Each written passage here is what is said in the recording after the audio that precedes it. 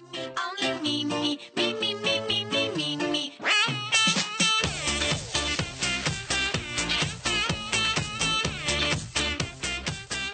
Bienvenidos, bienvenidas. Como siempre, planteamos temas de interés, de actualidad y que os resulten de, bueno, pues de agrado y de interés. Hoy vamos a hablar de la negociación, algo que yo creo que cada vez se necesita más, sobre todo conocer algunas claves en las que mentalmente posicionarnos para tener clara qué es una negociación. Vamos a hablar con alguien que es experto en la materia. Y vamos a comenzar con Vicente Gutiérrez. Él es psicólogo de profesión. También es profesor de marketing en la UPV, máster de Dirección y Gestión de Empresa MBA, es también ponente, columnista, etcétera, etcétera. Yo sé que además Vicente tiene muchos registros a nivel formación, educación, etcétera, etcétera, pero sobre todo y además destaca por ser especialista en la negociación. Bienvenido, Vicente. Gracias, Salim. La negociación, claro, nos ponemos a hablar de negociación y todo el mundo dice, pues yo he tenido que negociar. Vamos a empezar un poco hablando de negociación, pero sobre todo de empresa, aunque también puede servirnos, digamos, las claves de las que vamos a tratar hoy, Claro. a nivel personal, incluso a nivel político, ¿no? Que Claro. yo creo que ahí hay mucho trabajo por hacer. Correcto. Pero vamos a ubicarnos, porque tú trabajas dentro de una empresa de consultoría que hacéis formación a nivel marketing, ventas y negociación.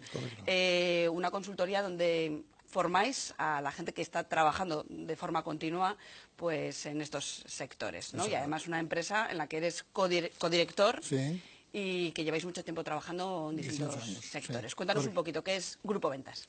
Grupo Ventas es una empresa que nació en Bilbao hace 18 años, ya camino 19 años, y que tiene como especialidad, y por eso se llama Grupo Ventas, Ventas con B. Exacto. Ya me explicarás ahora mismo también. Eso es. Bueno, empezamos por ahí, es un truco lingüístico para una falta de ortografía que hemos provocado para que por posicionamiento el mundo nos ubique donde nos ubicamos, nos dedicamos exclusivamente a ayudar a las empresas a optimizar sus resultados desde el departamento comercial, desde las ventas, ¿vale? Entonces entramos todos los sectores que se te ocurran, industria, servicios, bancos, seguros, pero solamente entramos por la puerta de la negociación comercial. Es decir, les ayudamos a las empresas a mejorar sus resultados y lo hacemos de tres vías, ¿vale? Una vía sería ayudándoles a mejorar sus procedimientos comerciales, los procesos. En ese sentido vamos como consultores haciendo los planes comerciales. Y por otro lado vamos desde el punto de vista de la formación. Ayudamos a sus equipos comerciales o no comerciales a mejorar sus habilidades y destrezas en la técnica de negociación.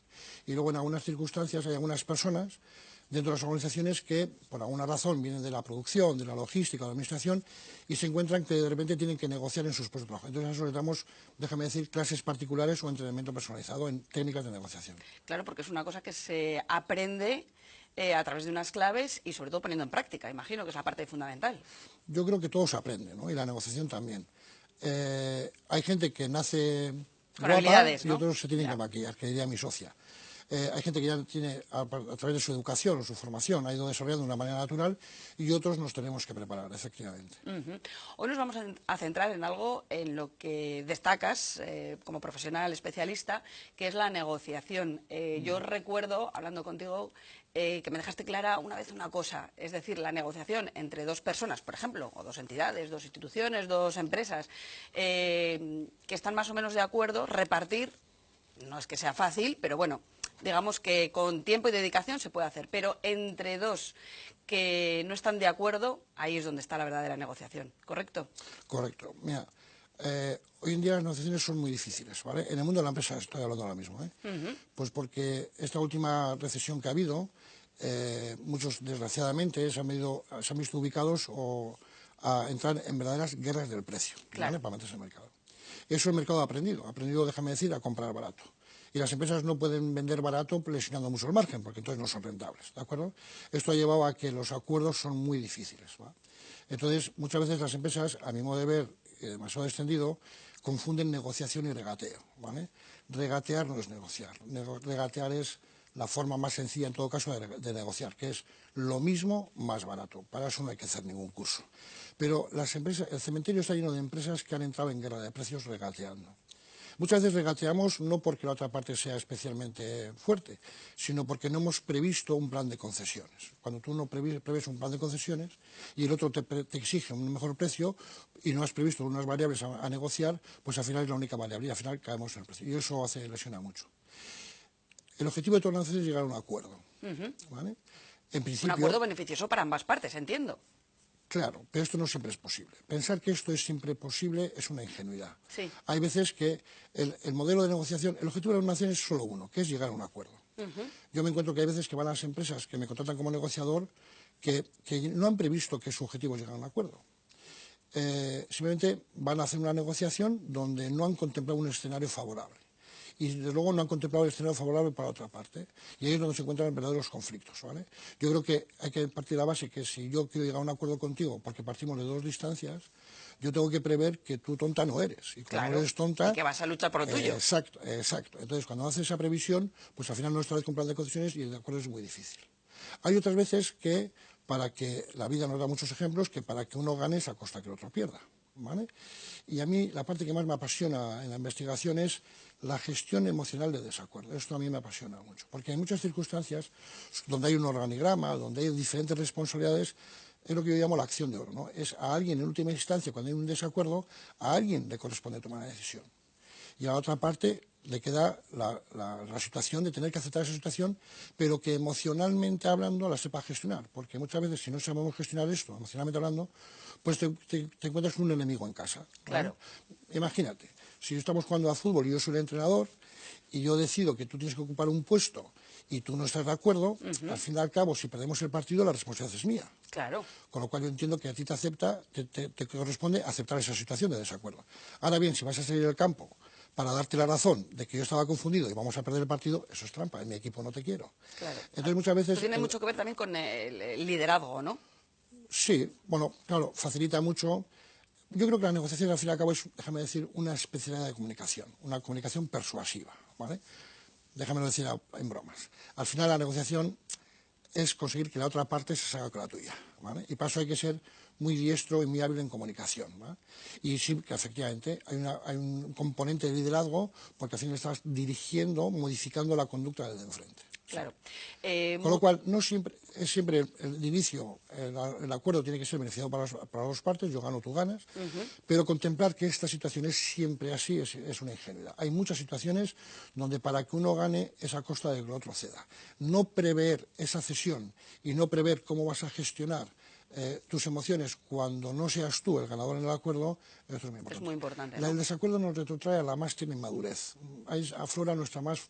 Sí, ahí nos ponemos como los niños tontos cuando, pues bueno, pues a partir de ahora ya no quiero, pues no estoy... Y eso dificulta luego las relaciones. Claro, porque eso obstaculiza o sirve de barrera, ¿no?, para continuar Claro, después, exacto, avanzar, incluso exacto, mejorar. Exacto. En una negociación, por ejemplo, el escenario, ¿qué nivel de importancia tiene? Es decir, buscar un sitio adecuado, una mesa adecuada. De hecho, muchas veces en negociaciones incluso políticas se estudia muchísimo el tipo de mesa, la jerarquización de los que participan en ese acuerdo, etcétera, etcétera. El escenario. En la negociación, fíjate, nosotros, que por cierto, luego si encontramos tiempo me gustaría hacer mención, no es más que decíamos déjame decir, una especialidad de la comunicación, ¿vale? La única herramienta que tenemos es la comunicación. Y como tú bien sabes que eres experta y es tu profesión, comunicamos de manera verbal, de manera no verbal, de manera escrita, y el aspecto gesto y postura comunica mucho. Por supuesto. De hecho, las personas somos inevitablemente comunicativas. No podemos evitar no comunicar. Siempre transmitimos algo. A veces puede coincidir con lo que queremos y otras veces no. Hasta cuando no decimos nada. Ya. Porque la ausencia de comunicación muchas veces comunica muchísimo. También. Y el escenario que tú dices, claro que comunica, el orden, incluso cómo nos sentamos, incluso la altura de las sillas, si el escenario te corresponde a ti o es de mi zona. Hay una que se llama, al final es una negociación de poder, y hay un juego que se llama la zona de incertidumbre, que es toda la parte de mí que yo voy dosificando para tu conocimiento y eso me proporciona mucho estatus, efectivamente. Todos los elementos, en virtud de la negociación que estamos hablando, ¿verdad? Claro, claro, claro. Pero efectivamente, esos detalles hay que cuidarlos mucho. Hay que tenerlos en cuenta, ¿no? Es Todo, decir, todo lo que seamos capaces, mi socia diría, para una buena negociación, prepárate. Y luego prepárate. Y cuando creas que estás preparado, vuélvate a preparar. En la preparación de la negociación está la clave. Es decir, hay, digamos, un proceso en el que tienes que prepararte previamente, a conocer bien a tu adversario, o Sí, a no. tu... Eso es, sí, a la otra no parte. enemigo, ¿no? A la otra, no, a la otra otra parte. a la otra parte. ¿Cómo es ese proceso? ¿Está dividido en partes? ¿Hay una, digamos, clasificación de un antes, un durante, un después? Claro. ¿Cómo se establece esa negociación? Exacto. Hay una preparación de tus intereses. ¿Cuáles son tus intereses antes de...? Una negociación, si es llegar a un acuerdo, se parte de dos distancias, ¿no? De esto. Entonces, hay que prever cuáles son tus intereses, jerarquizarlos, porque hay que prever que alguno vas a tener que ceder, y luego hay que hacer una previsión de cuáles pueden ser los suyos. Y buscar los márgenes de maniobra y buscar el punto de encuentro. O sea, digamos que tienes que hacer una especie de negociación tuya con ese claro, supuesto contrario previamente. Sin ninguna duda. Y luego hay dos claves que en toda la comunicación, ¿verdad? En todos los órdenes de la vida, que son necesarias, sin las cuales entiendo que la negociación no es posible. Estaríamos hablando de otra cosa, que son la escucha feroz o la escucha activa, que yo creo que la gente, fíjate, Eva, en negociación, en comunicación, es que hablarte a ti de esto, que tú eres una experta, me da un poco apuro, ¿verdad? Tú Pero cuéntame. en negociación, en comunicación, perdón, no importa mucho lo que decimos. Lo importante es lo que hacemos sentir con lo que decimos. Sí, correcto. Y la parte emocional. Exacto. Y no es igual lo que hagamos o lo que digamos. Lo importante siempre va a ser lo que el otro percibe que tú haces. Vale. Y entonces ahí es donde está el arte y la magia y la habilidad de la negociación, ¿no? Controlar qué es lo que dices para controlar qué es lo que estás haciendo sentir a la otra parte. Y esto exige dos criterios, dos circunstancias. Una, inexcusables. Una, la escucha. Pero la escucha, déjame decir, más allá de lo que habitualmente se explica. No es importante que yo te escuche. La clave es que tú te sientas escuchada. Para yo escucharte despliego unas habilidades, pero para hacerte sentirte escuchada despliego otras. Y esa habilidad, que es una habilidad que la estamos perdiendo, nos llevaría a otra, que es la empatía, que es la capacidad que tenemos de entender la situación emocional y sentimental que esa persona está atravesando con esta circunstancia. Esto es inexcusable en una negociación. Es una parte más psicológica. Claro. Que realmente física Sí, es que sí, me vale. O técnica, ¿no? Me vale. Es una parte psicológica. Sí, exacto, es que en toda la negociación hay una parte psicológica. Es decir, no podemos separar una cosa de la otra. Y venir a contar tu libro al margen de los intereses del otro y cómo lo está vivenciando, yo creo que es una torpeza. Claro. Ten en cuenta que en comunicación, a mí me sorprende mucho esto. Permíteme que entre un poquito en detalle, no te voy a robar mucho tiempo. Mira, es dramático. Es dramático como en las escuelas, yo sabes que doy clases en la universidad, en las universidades, yo creo que tenemos un problema muy serio que los profesores, especialmente los padres, yo creo que los profesores son conscientes, pero la pérdida de calidad de comunicación que estamos teniendo... Las nuevas tecnologías quizás están incidiendo precisamente ahí también, ¿no? Están restando. No sabría yo decirte ahora mismo cuál es la causa, pero la consecuencia la tengo muy clara, que es dramático la pérdida de calidad de comunicación, ¿vale? de los chicos, ¿no? Tanto en lectura como en escritura como en comunicación oral. Es francamente dramático. Yo sugiero un artículo de María Dueñas que publicó hace muchísimo tiempo que se titula Una simple petición, y la mujer decía... y tenía datos para dar, decía, sí, por favor, enseñen a nuestros chicos a hablar, a escribir y a leer, porque en negociación negociamos todos los días, ¿verdad? Y cada vez que negociamos nos jugamos tres cosas. Me parece mentira que nos explican lenguaje y lengua, que está muy bien, no está muy bien, es necesario, pero la esencia de la comunicación no es el uso útil de la herramienta, del lenguaje, que es muy útil, ¿no? Sino la esencia. ¿Y la esencia cuál es? Que cada vez que yo me comunico con alguien, lo hago con alguien, estableciendo las vinculaciones con ese alguien, por algo, que son dos cosas distintas. Claro. Y en virtud de cómo yo negocie con alguien algo, produce un balance de resultados emocionales, satisfactorio o no, pero para mí y para ella. Un buen negociador no puede negociar tan solo manejándose en un eje. Un negociador bueno... repitiendo un guión, ¿no? No puede.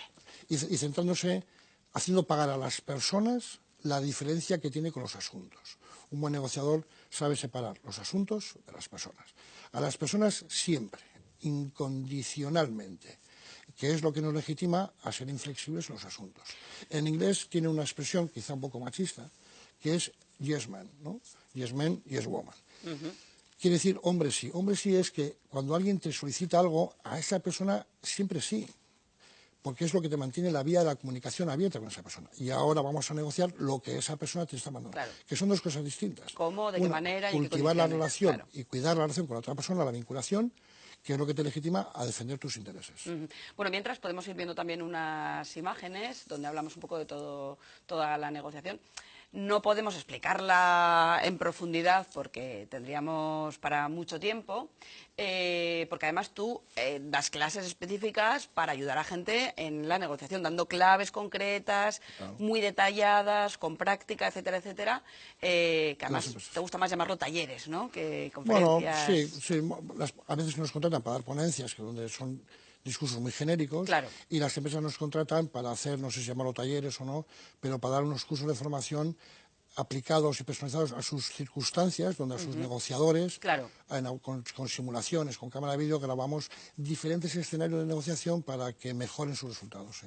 Claro, la negociación, como bien decías, se utiliza día a día, aunque no lo hagamos de una forma quizás consciente, es decir, nadie se va preparando y dice, pero sí que, bueno, pues ante ciertas circunstancias, por ejemplo, a la hora de hablar en el trabajo, pues con dirección, a la hora de las relaciones sociales, conseguir cosas, hay gente habilidosa que consigue cosas y ¿cómo lo hará? Exacto. Pues porque sabe dar y negociar, ¿no? Sí. Hay gente De que forma dice natural o no, que hay que sí. dar una de arena, una de cal y una de arena. Exacto. Este equilibrio así para, digamos, el día a día, ¿puede funcionar?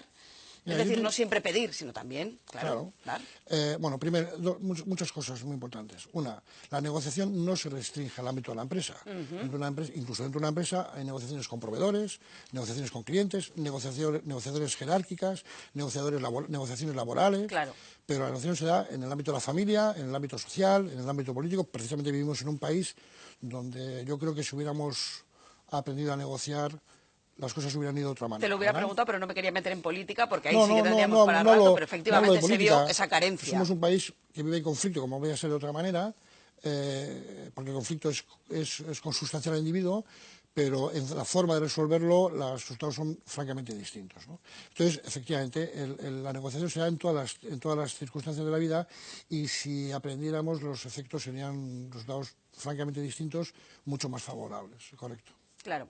La negociación, como hablábamos, hay que prepararla, hay que después batallar en esa negociación, es decir, defender lo tuyo. Hay que tener muy claro en lo que no se debe ceder, es decir, yo esto no lo voy a ceder, por aquí no paso, y esto, bueno, que me da más igual, ahí concedo, digamos. Claro. Y luego, sobre todo, esto que no me importa ceder, se lo voy a regalar. ¿Cómo, digamos, establecemos ese criterio jerárquico? Bueno, las negociaciones, hay negociaciones como es un universo. Sí, ¿no? muy Hay variado. negociaciones donde, si yo soy taxista en Madrid, tú te bajas del avión y la probabilidad de que vuelvas a Madrid y te montes en mi taxi es cero, pues eso es una relación muy puntual donde voy a intentar ganar lo máximo posible. Ahora, si tú bajas en el aeropuerto de Madrid y eres alguien que baja todos los lunes y que vas a elegir un taxi, podemos llegar a un acuerdo de constancia en el tiempo. Claro. ¿Vale? Te iba a decir antes que mi jefe me decía siempre lo mismo, ¿no? Me decía, Vicente, cuando yo estuve director comercial de una empresa, me decía, Vicente, estoy dispuesto a perder una operación, no estoy dispuesto a perder un cliente.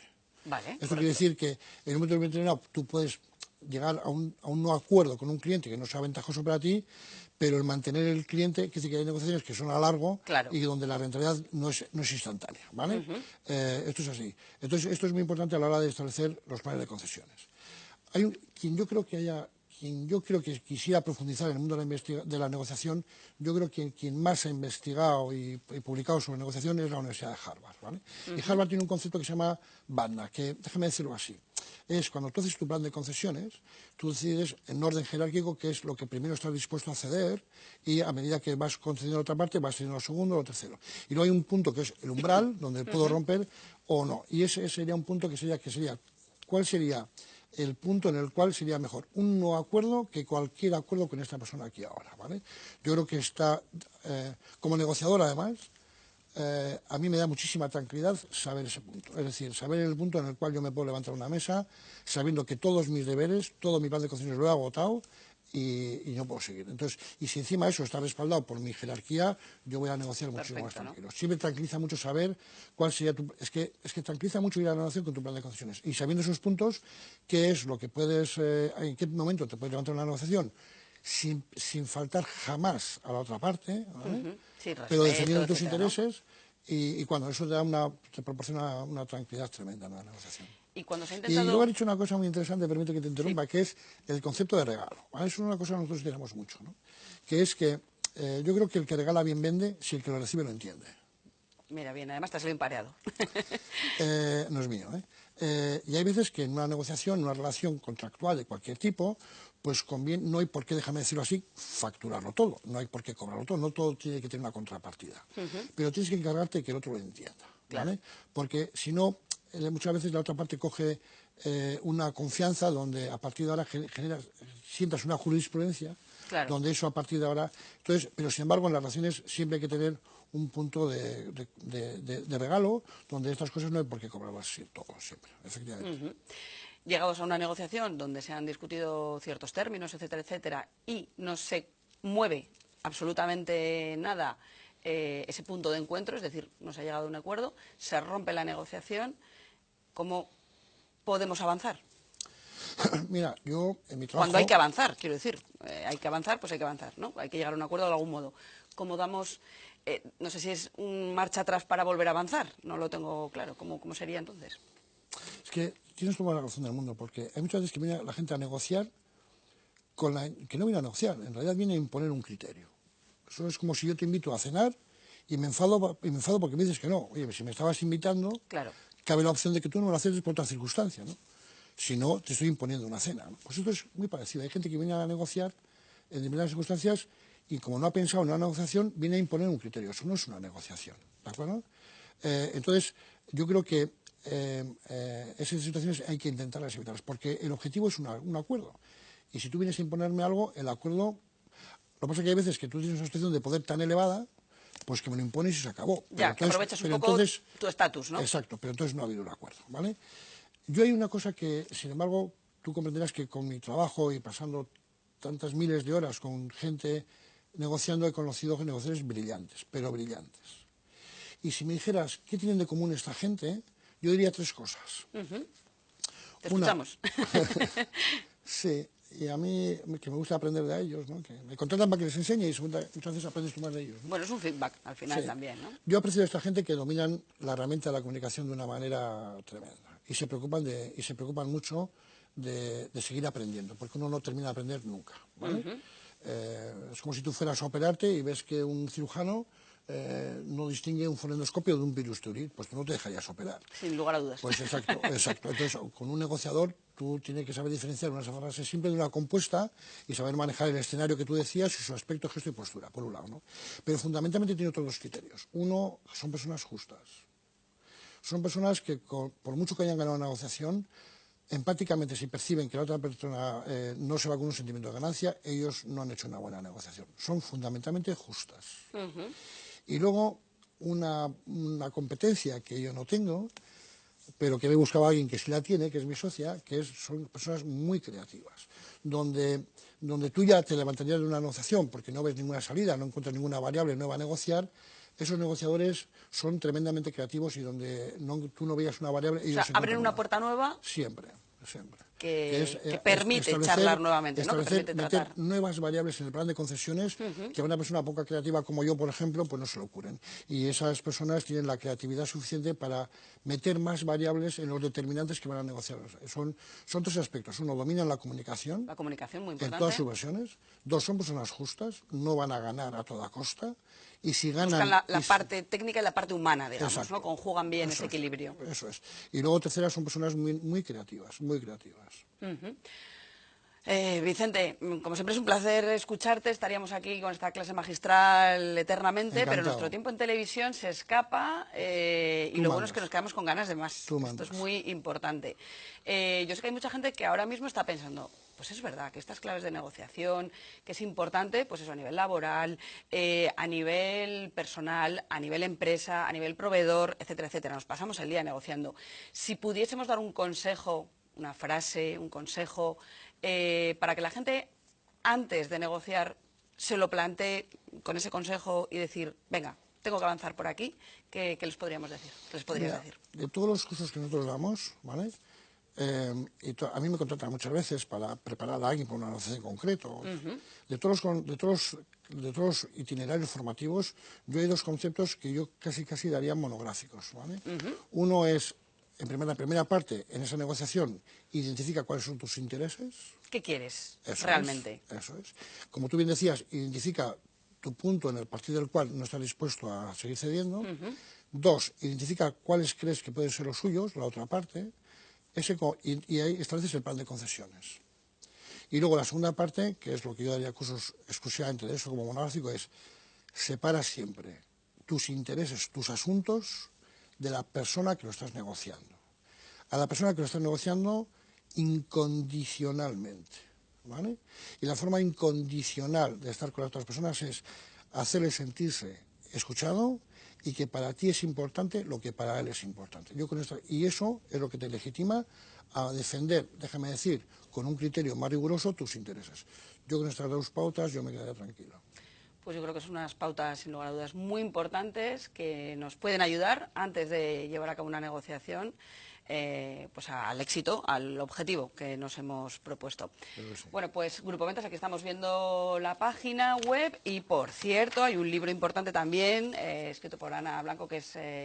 mi socia y, sin embargo, amiga. Efectivamente, donde se explica de forma... Estuvo Ana también aquí con nosotros en el plato de Telebilbao, donde nos explicó la historia de los paraguas, ese libro fantástico que efectivamente, bueno, pues son ejemplos muy fáciles, muy sencillos, para comprender todo esto de lo que hablamos y otras muchas cosas. Estoy recordando el título, que es Vender con B de beneficio, de Ana Blanco. Ana es la parte creativa de la empresa, es la parte que yo no tengo. Bueno, y buen Ana, complemento. Claro, y Ana lo que hizo, son muchos años trabajando juntos ya. Como sabes, Ana fue mi jefa y me dirigí muchos años. Ana lo que ha hecho con ese libro es recopilar toda su experiencia dando cursos, recogiendo anécdotas de los propios, propios alumnos y transformando esas anécdotas de la vida real en una paradoja o una lección en negociación. Fácil, además muy comprensible. Sí. Bueno, pues Vicente, un placer tenerte con nosotros. Contigo. Espero que puedas venir próximamente, porque sé que es muy difícil tenerle aquí con nosotros en el programa, que tiene muchas negociaciones, así está nuestro entorno en estos momentos, y mucho por aprender. Gracias, un placer tenerte Siempre con nosotros. que tú creas que mi opinión puede ser útil para tu audiencia, estaré encantado. Pues te tendríamos todos los días, o sea que... Muy amable.